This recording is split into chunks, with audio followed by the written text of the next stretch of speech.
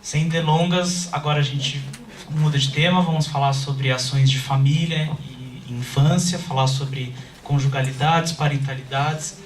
Vou convidar agora para compor a mesa aqui para expor a Áurea Satomi Fujiwara, que é assistente social, graduada pela Universidade Estadual Unesp em 94, tem mestrado em serviço social pela PUC de São Paulo, o mestrado inclusive é referência aqui na Defensoria.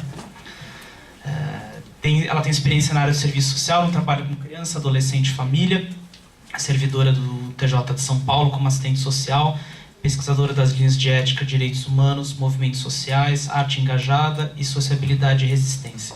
Doutora em serviço social, pesquisadora do Núcleo de Estudos e Pesquisas em Ética e Direitos Humanos da PUC-SP. Áurea, seja bem-vinda. Obrigado pela contribuição. Boa tarde a todos. Agradeço o convite, né, da Defensoria, aí na pessoa do Rodrigo, né, e se eu vim com um desafio fazer essa conversa e relutei um pouco, né, conversei com o Rodrigo, falei, bom, o tema, né, da questão da visibilidade lésbica não é um tema que eu pesquise ou milite, aí ele colocou esse recorte, né, pela minha militância na área de direitos humanos, a gente tem, né, aí o percurso dialogando com os vários sujeitos políticos e também, né, na nossa atuação profissional e de pesquisa, né, com a questão da infância também, né. E fico feliz também porque eu tive aqui um tempo, inclusive, debatendo uma posição contrária à Defensoria, né. Então, parabenizo também porque é uma escola democrática, né, que debate opiniões também divergentes, né.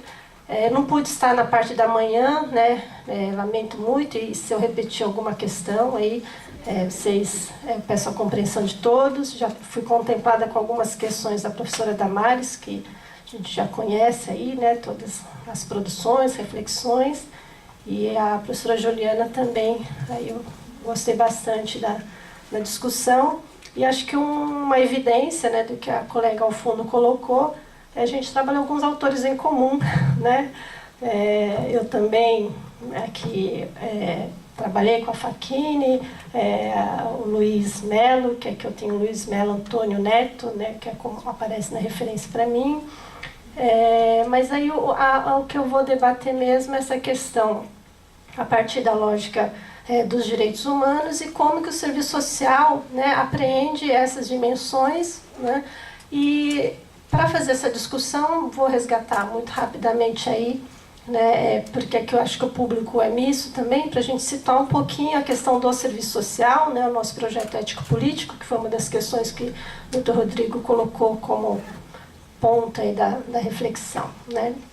Então, nosso ponto de partida é a discussão do projeto ético-político e direitos humanos, tendo como referência o entendimento que direitos humanos não traz uma plataforma revolucionária, e aí me apoiando no que a professora Lúcia Barroco traz, a defesa de direitos humanos ela é uma agenda de resistência, né? Um pouco do que já foi, do que eu pude ouvir nessa parte da tarde, é isso, né? Todo um processo de resistência, de afirmação, de luta para existir, né? A gente fala, quando a gente discute as questões LGBT, a gente convive com uma lógica, né, de combater a existência de sujeitos, né, sujeitos, seres sociais, sujeitos políticos, né? Então é esse norte que a gente toma, né? Os direitos humanos é necessariamente uma agenda de resistência. O serviço social como que está nesse contexto, né? A gente tem 80 anos de existência aqui no Brasil e assim, as primeiras literaturas vão tratar essa profissão como uma área que surge da profissionalização da caridade, né, ligada aí às ações sociais da Igreja Católica, e com o percurso da profissão, não apenas ela vai se alterando com requisições da própria sociedade, né, do confronto entre o que o Estado demandava, né, a sociedade demandava, e o aporte teórico-metodológico que vai, né, se adensando, né, no conjunto da categoria. E aí o que a gente coloca? Se as literaturas iniciais trazem o serviço social como uma profissionalização da caridade, isso é um reflexo da própria ciência possível à época. Na década de 50, 60, a gente tem todo um debate das ciências sociais que vão se aproximar da literatura e do pensamento crítico, e aí o serviço social também pode olhar para si como o quê? Não uma profissionalização da caridade, mas com uma expressão própria do próprio Estado capitalista e na sua expressão aqui com as particularidades da sociedade brasileira, né? E aí algumas passagens que a professora Damares já trouxe, o serviço social e a assistência social sempre caminharam juntos, né? Então essas distorções do lugar do direito e a visão de caridade, de favor, persistem, né? E é uma agenda permanente aí de luta, né? Eu acho que do conjunto de trabalhadores que defendem direitos humanos, em particular aí eu abordo o serviço social. Então, acho que essa é uma primeira demarcação importante, né? O quanto nós, assistentes sociais, combatemos essa visão que ainda persiste e, infelizmente, né, a gente está vivendo retrocessos gigantescos, também foi falado aqui pelas colegas, como, por exemplo, esse programa Criança Feliz, que é a volta a esse papel, esse programa Criança Feliz, que foi rejeitado pelo Conselho Municipal da Assistência. Aí, como agora tudo se volta 2, 3 vezes até que a posição que eles querem ganhe, foi aprovado recentemente, e que vai se basear na ação de voluntariado em torno das crianças de 0 a 3 anos, e que, né, faz uma pseudo-valorização da infância, retomando o papel da mulher no cuidado das crianças, né? Fazendo um resumo grotesco, um pouco pior do que isso, né? Então, acho que é um momento que o serviço social e as políticas, né, aí ligadas à questão da família precisam reagir fortemente a uma retomada de uma agenda extremamente conservadora, né, e de retirada de direitos. Bom, eu acho importante demarcar esses olhares para o trabalho do assistente social, para que a gente sempre reafirme a nossa posição, né, e isso é um princípio ético nosso, a defesa intransigente dos direitos humanos, e a gente vai trabalhar ao longo um pouco o que é isso, afinal, né? Esse debate, em termos de agenda da categoria, ela perpassa ao longo da profissão, mas em especial em 96, o Congresso Brasileiro de Assistentes Sociais, que foi em Goiânia, tem a primeira mesa chamada Ética e Direitos Humanos. Na agenda do serviço social, a gente sempre faz o debate articulado por não entender a possibilidade de uma ética desarticulada a essa defesa de direitos humanos, né, que a gente vai apontar aqui. Então, esses elementos aí do serviço social, a gente sempre articula com a luta dos movimentos sociais, né? E são essas formulações aí que vão fundamentar a nossa perspectiva diante das demandas que vão surgir nos diferentes lugares, né, onde a gente trabalha, né, os espaços socioocupacionais. Também eu faço aqui um parênteses, né, que essa discussão das mulheres lésbicas eu não trato em particular, eu vou colocar isso mais ao final, né, na discussão da parentalidade e conjugalidade, né. Então eu vou fazer uma leitura aí inicial de que normativas a gente possui, um pouco já foi colocado, mas nessa agenda dos movimentos e da militância LGBT. É importante a gente situar também que, além desses, da Facchini, né, do Antônio Neto, a Bruna Irineu também é uma pesquisadora do Centro-Oeste que tem problematizado de uma forma bastante importante a questão das políticas públicas e a população LGBT, e a gente tem o nosso colega Marcos Valdir Silva, que fala da agenda, né, dos assistentes sociais em torno dessas questões, né, do processo de incorporação dessas agendas para o nosso trabalho. Eu tentei fazer um diálogo com a Secretaria da Administração Penitenciária, e não foi possível a agenda do diretor, que a gente estava tentando trazer um pouco de alguns elementos que, como não é a minha área, né, porque eu atuo no judiciário, mas eu não tenho esse contato com o sistema prisional, mas que a gente tem as interfaces do sócio jurídico, mas não foi possível. Mas eu creio que eles têm, eles têm informações sistematizadas lá. Depois a colega pesquisadora, a gente pode passar alguns contatos aí para aprofundar, que acho que é um tema fundamental, né? Bom, o que a gente tem aí como referências da legislação brasileira? Foi mencionado, a gente tem o programa Brasil Sem Homofobia, em 2004, com foco de promover a cidadania LGBT a partir da equiparação de direitos e combate à violência. Esse foi o primeiro grande pontapé aqui nos anos 2000, né? E decorre disso as conferências e o Plano Nacional de Políticas Públicas para a População LGBT. Esse plano ele vai ter um conjunto, né, de deliberações para a defesa e promoção de direitos humanos LGBT, né? E é importante a gente perceber a datação. Em 2009, a gente tem a aprovação do terceiro Plano Nacional de Direitos Humanos, e que quem acompanhou isso deve se lembrar, houve uma forte pressão dos grupos ligados à questão das Forças Armadas, à Igreja Conservadora, o latifúndio, agronegócios, e que algumas das proposições que foram discutidas ao longo, né, de várias conferências, né, foram simplesmente retiradas do plano, né, e foi assinado por decreto pelo então presidente Lula a versão que recuou ao que a sociedade civil já tinha deliberado na conferência. Então, acho que pensar esse processo histórico é importante, né? As coisas não acontecem por acaso. Existem aí lutas políticas que foram também sendo travadas, né, ao longo desses anos e que, infelizmente, trazem efeitos um pouco do que a gente já teve aqui na primeira mesa. Bom, nesse Plano Nacional de Promoção de Direitos Humanos LGBT, de 2008, a gente vai ter, no eixo sobre assistência social, a seguinte formulação: ampliar os conceitos de família de modo a contemplar os arranjos familiares LGBT. Aí uma outra proposição: assegurar a inclusão do recorte de orientação sexual e identidade de gênero, observando a questão étnico-racial nos programas sociais do governo federal. E consta ainda uma deliberação para garantia de proteção à população carcerária LGBT. Daí que eu tentei esse contato também com a SAP, né?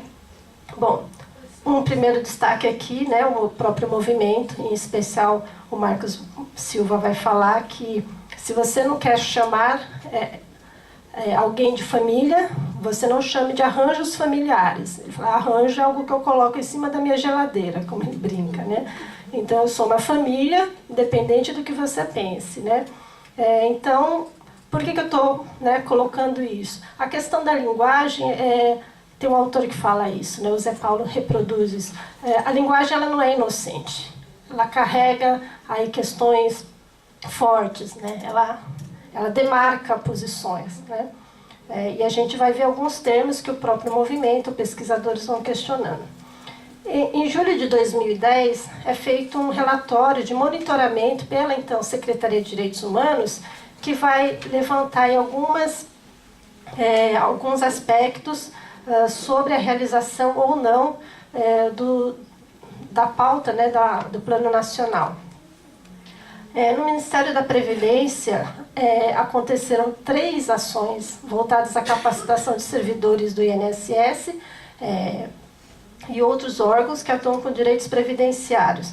No INSS se pretende atingir 22 mil servidores, mas não consta o conteúdo nem os dados, né, no relatório sobre essa efetivação.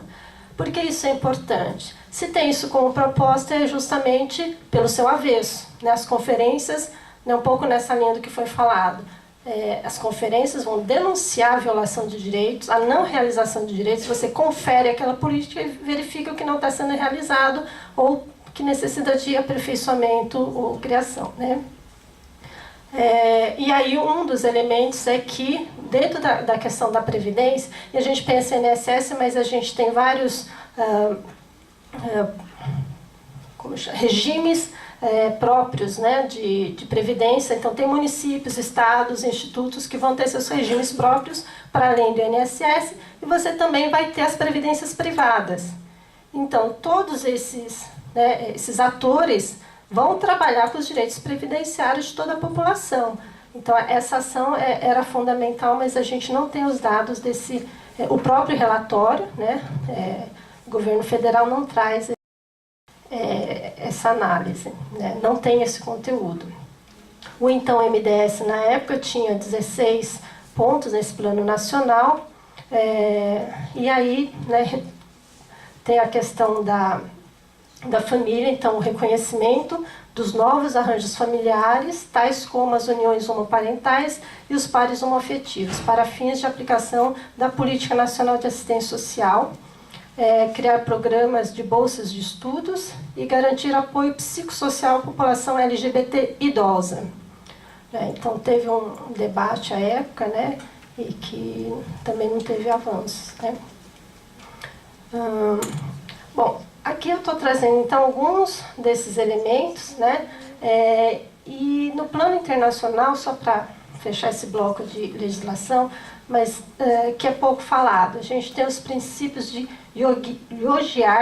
Yogyakarta, da Indonésia, né, que foi aprovado em 2006.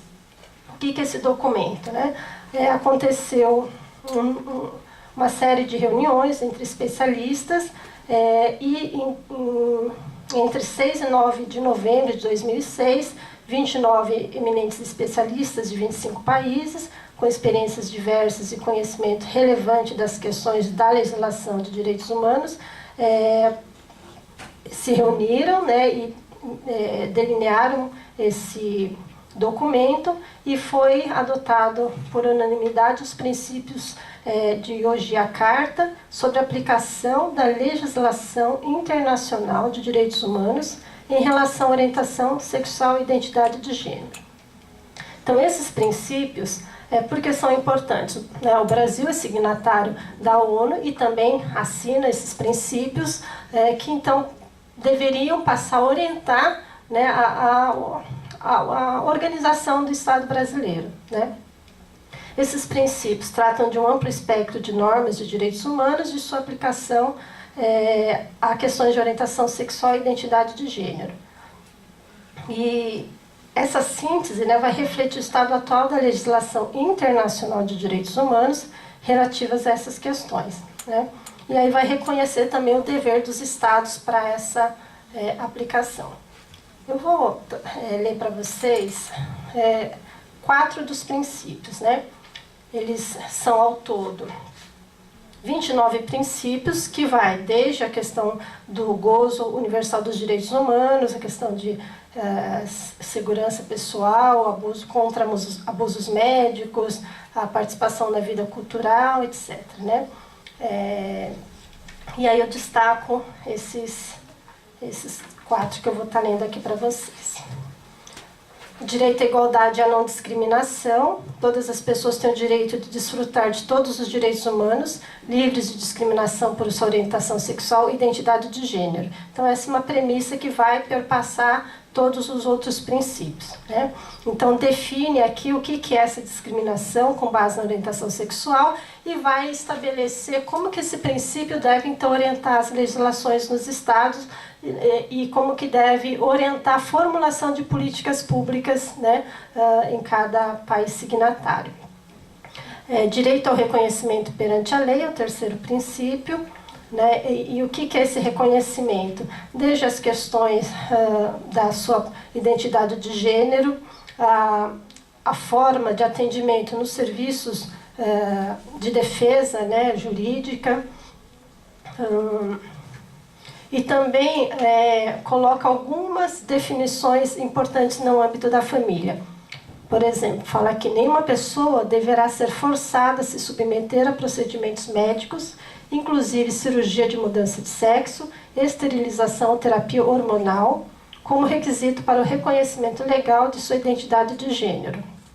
Nenhum status, como casamento ou status parental dos pais, pode ser invocado para evitar o reconhecimento legal da identidade de gênero de uma pessoa. Nenhuma pessoa deve ser submetida a pressões para esconder, reprimir ou negar sua orientação sexual ou identidade de gênero. A partir daí, esses princípios também devem orientar as políticas. Parece algo, né, um pouco longe, mas para vocês terem ideia, a questão de uns 15 dias, um militante me acionou por conta de uma jovem de 17 anos que namora uma outra moça de 22 anos, e a família tanto estava interferindo quanto conseguiu uma internação para adolescente. E aí, né, a gente acionou toda uma questão aí de conselho tutelar, e aí com o que a gente se depara? Um pouco com o que a gente tem na discussão da assistência, porque eu coloquei do início aí da própria área de proteção, né? Conservadorismo, né? Um olhar extremamente conservador mesmo pela família, né? E aí os órgãos não estão fora da sociedade, reproduzem esse pensamento da maioria também, né? Que eu acho que isso é importante a gente entender, né? Esses debates que a gente trava aqui nesses encontros, nesses cursos também não são hegemônicos, né? Ou seja, são parcelas da sociedade que estão realmente se posicionando, enfrentando essas questões. Então não está longe da gente, e é necessário que as pessoas tenham coragem para denunciar, e para além disso, né, elas devem ser instrumentalizadas e saber onde recorrer para procurar a defesa e a proteção de seus direitos. O quarto princípio, que é o direito à vida, toda pessoa tem o direito à vida, ninguém deve ser arbitrariamente privado dela, inclusive nas circunstâncias referidas à orientação sexual e identidade de gênero. A pena de morte não deve ser imposta a ninguém por atividade sexual consensual entre pessoas que atingiram a idade do consentimento ou por motivo de orientação sexual e identidade de gênero. Então, voltando, a legislação ela sempre vai colocar questões existentes, né? Não se formula princípios, orientações para que fundamentem aí as legislações nos seus países pelo abstrato. Concretamente, são colocados desafios que exigem a formulação dessas normas, inclusive jurídicas e internacionais. E aí também vem um rol de outros desdobramentos disso, que a gente tem vários países que existe esse tipo de penalidade, né?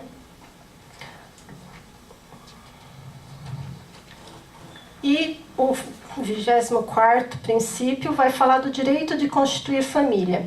E aí isso eu vou tratar mais detidamente, né?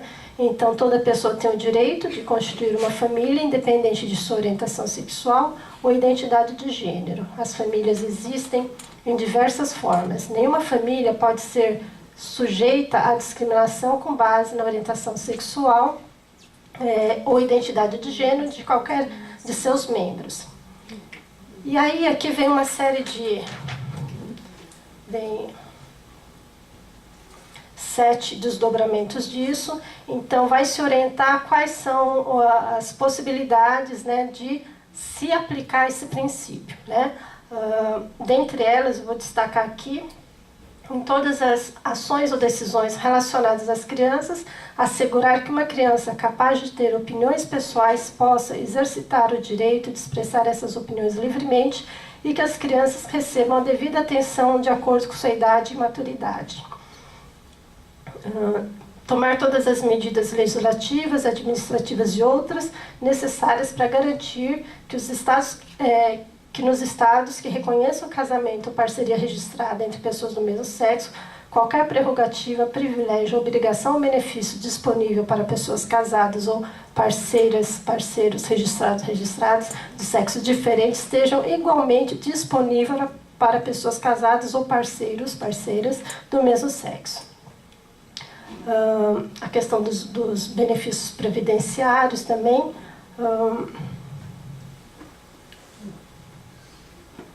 Assegurar leis e políticas que reconheçam a diversidade de formas de família.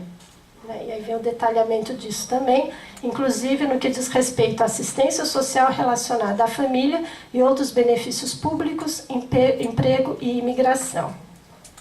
Bom, se a gente tem uma legislação interna, isso porque eu só li aqui 4, né, são 29 princípios que vão trabalhar os vários direitos humanos, né, aplicado à população LGBT, se a gente tem essa legislação que já de alguma forma influenciou também na legislação brasileira, né? Por que a gente tem tanta violação, né? Aí o debate que a gente faz muito, né, como trabalhadores sociais, é que não é a legislação em si, né, ela é um instrumento, né, da defesa de direitos, ela não é o fim, né, ela é uma mediação, ela é um instrumento necessário para essa defesa e afirmação de direitos, né? E o direito ele é sempre o reconhecimento de um fato da realidade, né? Isso o Vítor Sartori vai colocar, que a determinação da lei e do direito ela é sempre decorrente de uma lógica sociopolítica, ou seja, é uma luta, né? E como já foi colocado aqui, a gente entra na questão que há interesses de classe colocados, né? Ou seja, o direito e a legislação que o regula devem ser tomados criticamente, não como solução da realidade social, sendo utilizável do ponto de vista tático. Ou seja, não é a legislação em si que vai implementar, vai fazer avançar esses direitos, mas sim a luta coletiva, né? Essa legislação é uma mediação para a luta social e que nesse percurso, desde a Constituição de 88, a gente teve um recuo também dos movimentos sociais, né, que vão para a institucionalidade dos espaços de controle social e que acaba ficando algumas lacunas, né, para a auto-organização da população, né? Então ela fica refém das agendas governamentais e assim, acaba não tendo seu protagonismo a partir das suas próprias demandas, né? Ela acaba sendo muito funcional à dinâmica do Estado. Bom, o que é importante a gente também colocar, né, no âmbito sociojurídico é que a gente tem que entender que são instâncias repressivas do Estado, né, repressivas e de controle. Essa repressão ela pode ser direta, como a polícia, como o sistema prisional, mas ela também é de outras formas, como a escola, como a própria vara da infância e por aí vai, o conselho tutelar. E qual é a nossa agenda ideopolítica que vai, então, provocar que esses órgãos recebam, reconheçam e atendam satisfatoriamente às demandas da população, né? É só a partir de nós mesmos, de mobilizarmos essas forças. Bom, então, isso é um panorama mais amplo aí da questão de como que essa dimensão do direito, ela em si mesmo, ela é apenas um instrumento, né? Agora, nós temos que mobilizar e colocar nossa agenda em torno da sua funcionalidade para a nossa agenda e para o horizonte político que a gente deseja. Bom, fazendo aqui, caminhando para a questão da visibilidade lésbica, conjugalidade e parentalidade, né? A Vera Bertolini, que é uma professora, não é a área específica da pesquisa dela, mas ela orientou algumas pesquisas sobre a questão LGBT e ela vai trabalhar um pouco essa exclusão, dupla exclusão lésbico-feminina. Assim como o movimento negro trabalha a questão da exclusão negra e feminina.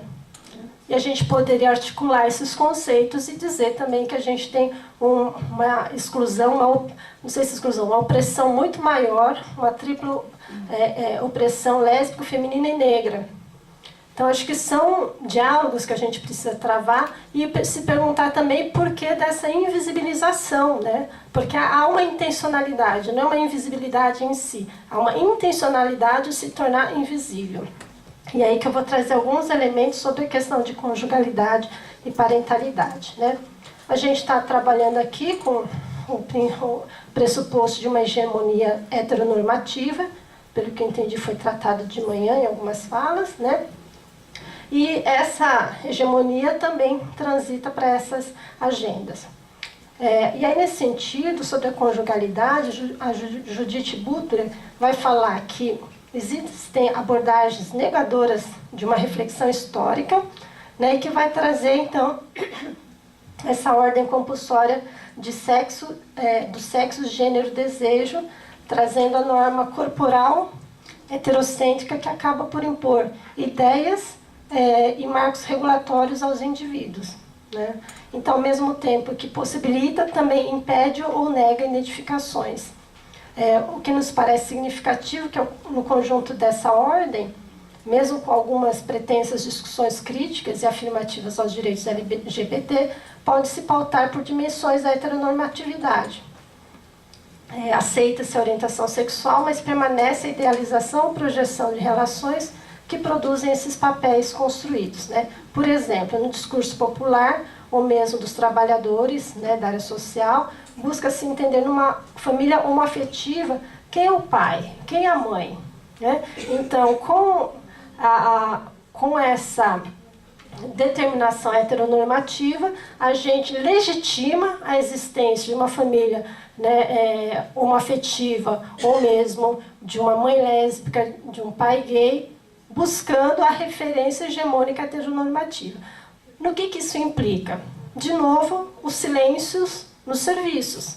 Numa vara da infância, por exemplo, numa disputa de guarda, isso é usado de uma forma extremamente perversa, de acusação à sexualidade do outro e desdobramentos né, dessa natureza que vocês podem aí, enfim, imaginar o sofrimento da criança numa situação de disputa de guarda, ainda que se usa esses componentes para se acirrar o conflito ali familiar. E aí, quando a gente coloca isso, não é de culpabilização a esses sujeitos, né, de entender como a sociedade nos faz pensar e funcionar dessa maneira, né, e como a única forma possível, né, de enfrentar essas questões, né, da questão da família. E aí já estou entrando nesse debate da família.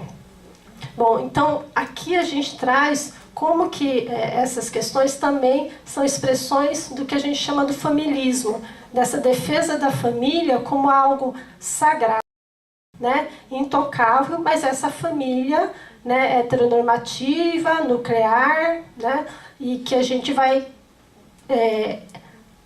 colocando hierarquia nas formas de organização familiar, né? E aí o desafio que se coloca ao ouvirmos as demandas das mulheres lésbicas é fundamental, né, romper com essa matriz heterossexual, que isso é óbvio, né, mas como se faz isso, né?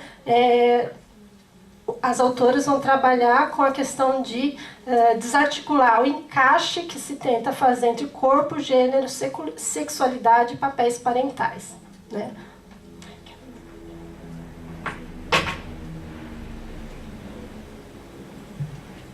Vou acelerar aqui, que eu acho que eu gastei um tempinho aí no começo. Bom, a gente tem alguns elementos que fazem autores trabalhar, né, muito contra esses discursos da desestruturação da família, da perda do prestígio social, e a gente tem pouca escuta às outras formas de vivência familiar. Então a gente recusa esse discurso, esse ataque, mas a gente também não cria espaços ou não legitima as outras famílias que existem, né? Então, acho que até como foi colocado, existem a falta de pesquisa sobre alguns sujeitos, né? Então são os pesquisadores que vão falar, ou esses sujeitos terão espaços para falar de si mesmos, né? Então Almeida Neto, né, vai alertar sobre isso, né? Existe também, conforme esse autor, né, um discurso em torno da autonomização da sexualidade em relação à conjugalidade e à reprodução, da possibilidade de não coabitação, das experiências de multiplicidade e simultaneidade de parceiros afetivos sexuais, da redefinição dos papéis de gênero, que tem proporcionado intensa transformação nas representações sociais acerca da família e do casamento. Ainda sendo poucos, né, os espaços que a gente tem, e se provoca pelo menos provoca um incômodo, né, de dizer, né, aquela campanha, né, nós existimos, né, das famílias homoafetivas, foi bastante expressiva nesse sentido. Então, há um um complexo movimento de afirmar essas relações positivas, né, no âmbito da família, como solidariedade, fraternidade, ajuda mútua, laços de afeto e de amor, né, mas há essa tensão também de que se tornar visível é se colocar em risco também. Né, e o risco que a gente está falando, nós sabemos, é o risco de morte. Então a gente fala da invisibilidade e sem proteger como que esses sujeitos podem ser vistos, né? Como foi colocado, uma relação homoafetiva, uma mãe lésbica no âmbito da escola, né? Se a gente for perguntar em muitas varas da infância sobre a orientação sexual, sobre as questões, né, relacionadas a isso, a gente não pergunta. A gente torna invisível e trata tudo de uma forma massificada, homogênea, que as cobranças são as mesmas, né? E tem diferenças, né, como a professora Damares colocou. Então, a gente, mesmo nós que temos já um acúmulo teórico sobre essas questões, nós também somos parte dessa invisibilização dessa população e certamente a questão das lésbicas, eu reafirmo que essa tripla opressão feminina, negra, lésbico, feminina, ela tem que ser debatida profundamente, porque a gente reproduz, e reproduz até quando a gente não pensa sobre isso, né? Que é uma forma de reprodução, né? Você contribui a essa invisibilidade. Mais um pouquinho só, Rodrigo. Bom, só para dar uma frisada aqui na questão da função parental. Se nós temos esses elementos sobre a questão da conjugalidade, da invisibilização, como que fica a questão da função parental? Que é um debate que tem sido positivamente travado, no meu ponto de vista, em que a gente consegue compreender a função parental sem condicionar a questão reprodutiva. Né? As situações de adoção, de famílias monoparentais nos ajuda a pensar sobre isso, né? E não idealizando também essas famílias, né? Situações de violência podem acontecer, relações violentas acontecem em diferentes contextos, né? Mas à medida que a gente consegue realmente validar, né, a conquista, né, do movimento feminista de que o corpo não é necessariamente reprodução, né, que esse corpo é da pessoa, né, e que essa normatização externa do Estado, etc., né, não podem interferir na sua individualidade, acho que a gente consegue avançar mais nessa discussão das próprias funções parentais, de cuidado, de referência, de permanência, e como se dá isso, né, no cotidiano de famílias que não são as nucleares, né, as heteronormativas. Né? Então, nós vamos ter esse debate importante da maternidade e paternidade dissociada da conjugalidade, né? Que é possível, né? É necessária, né? A gente convive, né? E coloca como se fosse algo muito estranho, né? Então, é mais um lugar de não reconhecimento. Temos convívio conjugal, onde o exercício materno e paterno são precários, por exemplo. Famílias que, por questões de questão da sua moral, enfim, dos seus valores, se mantém um casamento extremamente conflituoso, e aí eu não estou entrando em outras questões de sobrevivência, de ameaças, mas por um valor abstrato de que família em si mesmo é boa, muitos mantêm relações achando que isso é importante para os filhos, né, mesmo sendo um convívio conflituoso. Né? Temos crianças e adolescentes privadas de figuras que exercem a função parental, né, que a função parental é essa referência de afeto e cuidado. Né? Aí, para ir fechando, a Irina Bach, que é uma conhecida militante lésbica, ela fala, né, tanto pelos seus estudos, pelas suas posições políticas na militância, o quanto a mulher lésbica tem sido alvo da violência social, sofrendo preconceitos, discriminações e impedimento do exercício da sua vida e direitos de cidadania. Né? A gente pode ver várias situações em que a própria mídia, filmes, novelas, né, vai reforçando, né, preconceitos e discriminações, né, e a gente tem muito essa imagem, né, da mulher e mãe, e que é uma figura idealizada e que é incontestável, é uma figura do sagrado. Isso tem a ver também com a nossa formação cultural, né? Bom, a gente teve algumas mobilizações importantes no âmbito do serviço social. Eu acho que a campanha O Amor Fala Todas as Línguas foi muito importante e foi uma campanha bem aceita, mas também teve muito conflito entre a própria categoria. Isso chamou muita atenção na época. Que tipo de conflito? De ter colega que retirou os cartazes da sala de atendimento, né, situações desse tipo, né? Então, quando a gente afirma que o nosso projeto é ético-político, a gente está falando da direção que as entidades da categoria, né, que o pensamento, né, hegemônico aí coloca como referência, mas que para a gente também é um campo de disputa, né? Senão a gente cai também numa deshistorização da própria categoria profissional, né? Bom, eu ia falar um pouquinho sobre os princípios éticos, né? Mas vou mencionar só 2 aqui. Os princípios fundamentais, éticos fundamentais dos assistentes sociais, né? Para quem não é assistente social, e saber de que posicionamentos a gente está falando.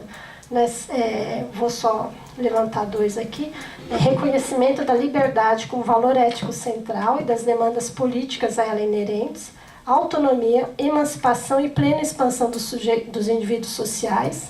Então, isso é um princípio, né? A nossa ação profissional deve se orientar por esses princípios éticos, e esse é um dos que mais exige em termos de reflexão teórica e ação política.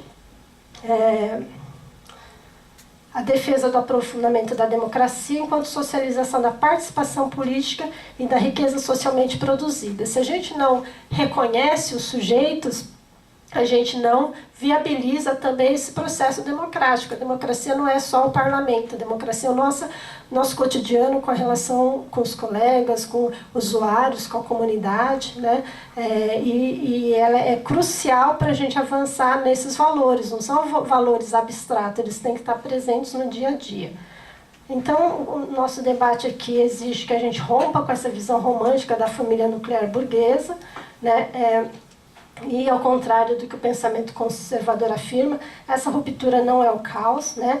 Na verdade, a gente romper com essa visão, a gente possibilita uma maior liberdade, a gente rompe com essas lógicas moralistas, né? Que, na verdade, são negadoras de direitos, são negadoras dos sujeitos, né? E aí eu vou fazer uma colocação aqui, não sei se vai ficar claro para todo mundo, mas só para não citar, falar um palavrão. Falou-se muito de um homão, e esse mesmo homão, o artista, né, ele afirmou que, ao cuidar dos seus filhos, não fez mais do que a obrigação. O que a gente, enquanto educadores, que defende pensamento libertário, a gente afirma que ninguém tem que ser obrigado a nada, né? E a gente, para ter uma sociedade mais livre, né, ou livre, nós não podemos cumprir papéis por obrigação, por deveres morais. Nós temos que criar oportunidades, condições para todos poderem realizar suas ações por liberdade, por escolha, para acessar essas escolhas, inclusive para a gente enfrentar as várias violências que a gente tem falado aqui, né? Então, realmente, a gente tem que romper com essa lógica de normas, de amarras, e realmente pensar que sujeito livre é possível, né? Nesse contexto contemporâneo, que não vai ser no mundo futuro, a gente está falando desse momento contemporâneo, e que talvez isso impulsione a gente pensar relações que realmente reconheça a historicidade dos sujeitos sociais, né? E afirme as diferenças e não as desigualdades. Bom, desculpa, eu não sei se ficou claro, eu tentei fazer um apanhado aqui mais geral, mas enfim, o desafio de falar sobre conjugalidade e parentalidade nesse contexto aí de precarização de direitos, né? A gente facilmente pode cair na culpabilização dos sujeitos. Então, exige um cuidado, E principalmente a escuta, né? Eu tentei fazer escuta dos pesquisadores, não estou falando a partir de mim. Quem é militante da área, se eu cometi uma interpretação equivocada, depois aceito correções. Tá bom? Obrigada pela oportunidade.